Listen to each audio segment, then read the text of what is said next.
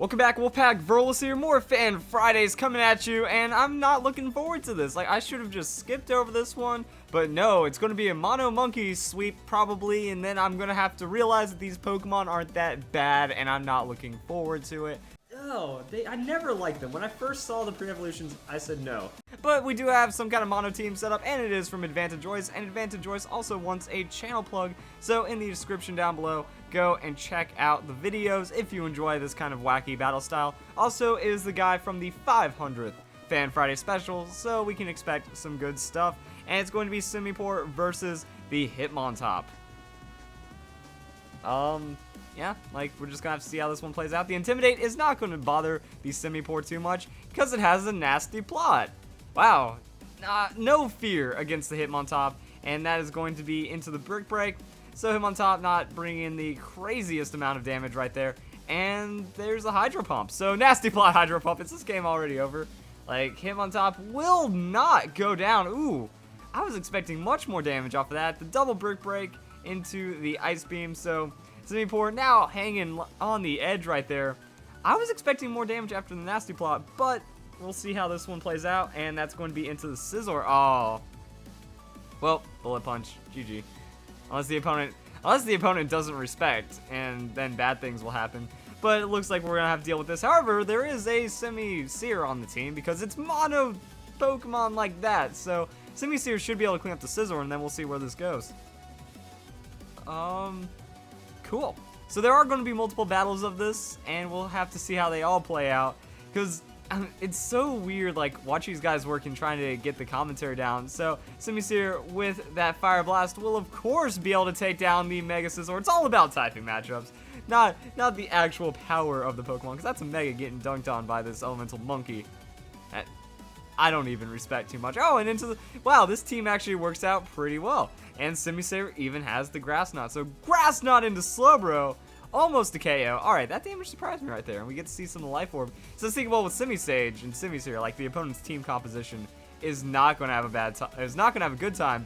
And the opponent, I would have done the same thing. I would have gone for that Calm Mind and then realized I made a huge mistake, as that Grass Knot damage is actually massive on the Slowbro. And double Grass Knot in being GG right there. So we didn't even get to see the Semisage. And let's get into the next battle. Ooh, this one actually looks good. But again, it seems like the favorable typing matchups might mean something. I mean, we're going the Semipour into the Talonflame. So the Hydro Pump lands. Talonflame is going to have a very bad time. Also, that's what the Focus Sash is. You lead the Semipour Focus Sash and good things happen. Then we have Semisear for the Aegislash. And, oh, the opponent going for that taunt. Is it going to work? Nope, no nasty plot there. Just straight into Hydro Pump. And Talonflame is going to just go down. Dang. Well, I mean, Brave Bird would have definitely been enough to put it down to Focus Sash, and then Aegislash could have gotten a free cleanup. But this could be pretty bad, because that's going to be an Ice Beam. Yeah, that's what I was thinking. Like, okay, wow. I was about to say, if that KOs... Oh, it was a critical hit. Okay, if that KO'd, I would have been impressed, but I'm not. Like, that's one of the weird things. Like, these guys are making it work because, like, I guess when you bring Fire, Water, and Grass, and they all have relatively good coverage and speed, it's just you're going to find those 3v3 matchups where it ends up working out pretty well. Because, all right, Semipour has the Ice for the Dragon-type Pokemon, and then we just go and do the other guy, the Semisear, to take care of Aegislash. So the Battle's not in any big problems right now, and that's going to be Aegislash. There's a stance change. That's just going to be giving it up for that Shadow Sneak. And then we get to see how Semisear deals with this. And I'd imagine very well that Fire Blast lands, and good things are going to happen, because there's a good amount of damage there. Stab into Life Orb. I think even behind the King's Shield, we're going to look at some crazy damage. And then Aegislash can't one-hit KO back. So that's why these guys are so weird. Like, they chip it together through coverage, and it's just working, and I would not expect that. Also, getting a read on the King's Shield and going into the nasty plot. So that means that Aegislash is absolutely gone, as long as the Fire Blast lands, and it does. And, man, just defensive form Aegislash going down, that is a good amount of power right there. And just playing this is about knowing how to play what you play, I guess is the best way of putting it. Like, I don't want to believe that this is actually working. And the coverage yeah, like if you think about the coverage, we've already seen grass, fire, water, ice, and it's doing really well against some strong Pokemon. Like that whole team is just massively spammed scary Pokemon, and it just lost those. And we have one more battle before I completely lose my mind.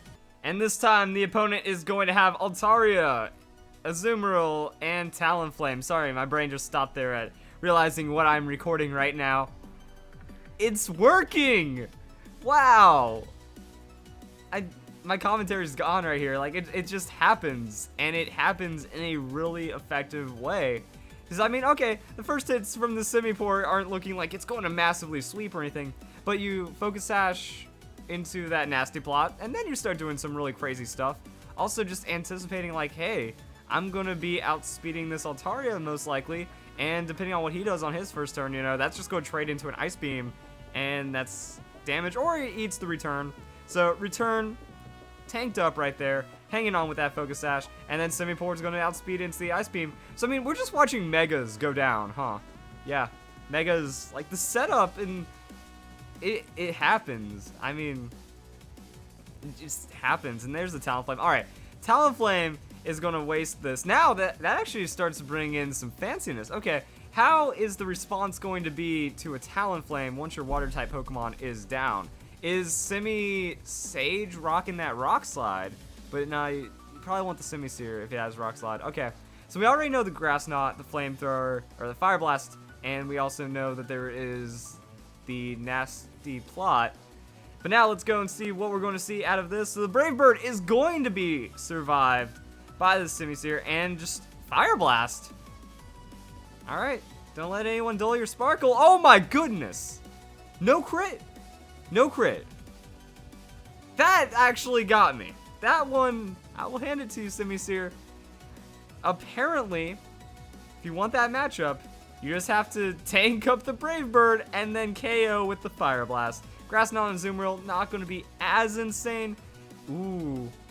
So we don't see the Citrus Berry, right? Because after the Life Orb. Alright, so Azumarill's just going for the damage right there. But now we're into Semisage, so the Grass-type Pokemon's going to deal with the Water-type that is remaining. And just straight up Seed Bomb, boom, get dunked. GG. Crap. Wow. That's all I have to say. Just wow. It did things, and it won against some good Pokemon. Like, yeah, it responds, and this is okay. Going back to that last game, because I was working on the thought. This is about knowing what you play and playing what you know, kind of idea. Even though it sounds simple, you know, once you have developed a mastery with apparently almost any Pokemon, you can do some really scary things. It's just understanding, like, the limits of this Pokemon and then building up those damage calculations over time. Like, as a tanky battler myself, I understand this when it comes down to Mega Sableye play. Like, initially using Mega Sableye, this guy's really strong. But after perfecting the Mega Sableye, it's like, oh my gosh, this guy's unstoppable kind of levels. And it's true for almost any Pokemon, like, especially when it comes to Aegislash. If you get in your opponent's head with an Aegislash, it can get really scary as long as they don't have directly massive super effective hits like the Nasty Plot on the Semisear. But I would actually fall down to that. I'd be like, alright, what's he going to do? Nasty Plot. Okay, I lose now. That would be my response. But you see this a lot in Fan Fries. If you take a Pokemon that you really enjoy, even Exploud in the last battle, you know how to get that Pokemon into your win condition, then nothing can stop you. And that's actually a really cool thing to see. So this is what Fan Fridays is about. This is what Pokemon battling is about. This is what the game of Pokemon represents. I love it. Go check out Advantage Channel. We got some more Fan Fridays coming up this week. We're actually going to do all 5 I am planning on right now. And I don't even know how I'm rambling anymore. My mind hurts. I don't want to record any more I want to record, but I don't, because I'm like, I'm done. Simi's monkeys, they're decent, okay? Gosh. All of the monkey Pokemon, like the Pansage, Panpour, Semisage, Semipour, Semisear, Pansear, I never liked them. When I first saw the pre-evolutions, I said no. And then when I saw the evolutions, I said even more no. We have a cool guy that's like, hey, I can Cowabunga, dude. No, that doesn't work that way.